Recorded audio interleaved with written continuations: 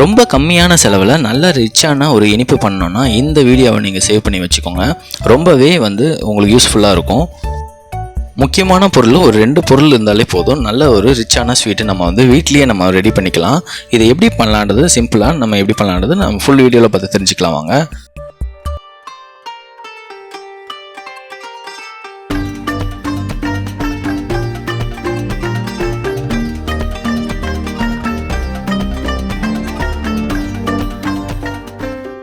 First ஒரு cup சக்கரை எடுத்துக்கோங்க. இதை மிக்சியில் போட்டு அரைக்கிற பக்குவம் பார்த்தீங்கன்னா ஒரு 70% அரைச்சிக்கோங்க. ரொம்ப பவுடராக அரைச்சிடாதீங்க. ஒரு 70% இந்த மாதிரி கொஞ்சம் நரன்னு இருக்க மாதிரி அரைச்சிட்டு அதிலிருந்து ஒரு 3 ஸ்பூன் எடுத்து இதை அப்படியே ஒரு தனியாக வச்சுக்கோங்க. நம்ம லாஸ்ட்டாக நம்ம சேர்த்துக்கலாம். நெக்ஸ்ட்டு மீதம் இருக்கும் பார்த்தீங்களா மிக்சியில் இருக்க அந்த சக்கரை, அதை நல்லா பவுடராக அரைச்சி வச்சுக்கோங்க.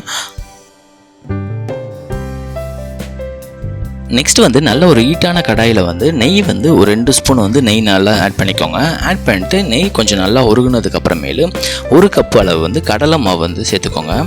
இந்த கடலை மாவு சேர்த்துட்டு நல்லா அந்த பச்சை வாசனை போகிற அளவுக்கு அந்த நெய்யில் நல்லா வறுத்துக்கோங்க. கொஞ்சம் இதுக்கு மட்டும் ஒரு 2 நிமிஷம் நம்ம வறுக்கிற மாதிரி இருக்கும். இதை நல்லா வறுத்து ஒரு பக்குவத்துக்கு எடுத்துகிட்டு வந்துடுங்க.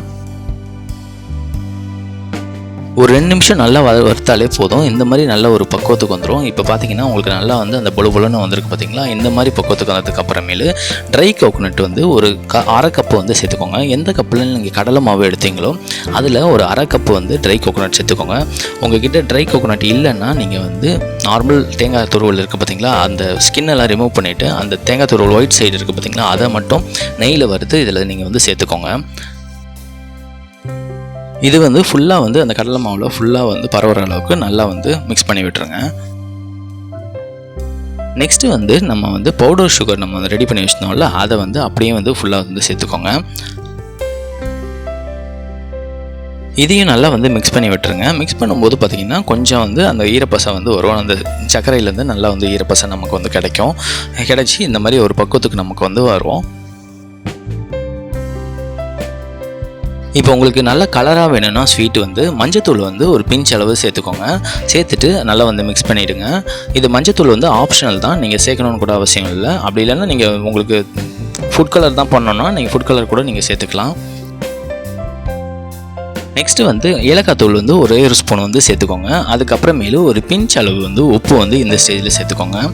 இது ரெண்டுத்தையும் சேர்த்துட்டு கொஞ்சம் நல்லா இதோட சேர்த்து மிக்ஸ் பண்ணி விட்டுருங்க.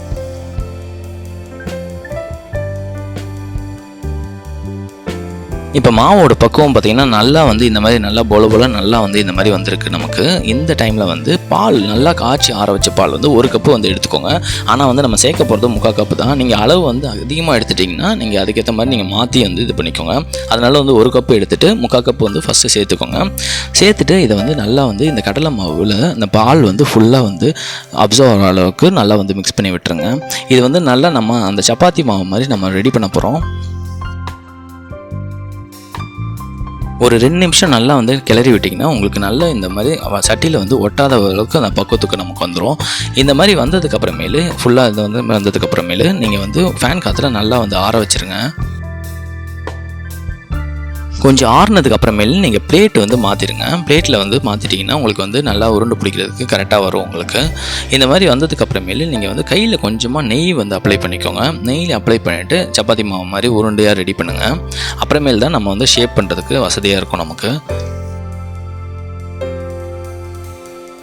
இந்த மாதிரி ரெடி பண்ணிட்டீங்கன்னா உங்களுக்கு தேவையான ஷேப்பில் உருண்டை மாதிரி ரெடி பண்ணிக்கலாம். நீங்கள் அப்படி இல்லைன்னா நீங்கள் குலோப் ஜாம் சைஸில் கூட நீங்கள் பண்ணிக்கலாம். அதுக்கேற்ற மாதிரி நீங்கள் ஷேப் உங்கள் இஷ்டம் தான். நீங்கள் அதுக்கேற்ற மாதிரி நீங்கள் பண்ணிக்கலாம். நீங்கள் இந்த மாதிரி ஒரு சின்ன உருண்டையாக ரெடி பண்ணிவிட்டு அதில் நடுவில் ஒரு சின்னதாக ஒரு ஹோல்ஸ் மாதிரி போட்டுக்கோங்க. இந்த மாதிரி ரெடி பண்ணி எல்லாத்தையும் நீங்கள் வச்சுக்கோங்க. அதுக்கப்புறமேலு நம்ம ஆல்ரெடி ஃபஸ்ட்டு ஒரு 3 ஸ்பூன் சுகர் கொஞ்சம் நரன்னு இருக்குது பார்த்தீங்களா, அந்த மாதிரி சுகர் எடுத்து வச்சுருந்தோம்ல, அதை எடுத்துக்கோங்க. அது கூடவே தேங்காய் துருவல் ஒரு 2 ஸ்பூன் சேர்த்துக்கோங்க. சேர்த்துட்டு அதை நான் கொஞ்சம் நல்லா மிக்ஸ் பண்ணி விட்டுக்கோங்க.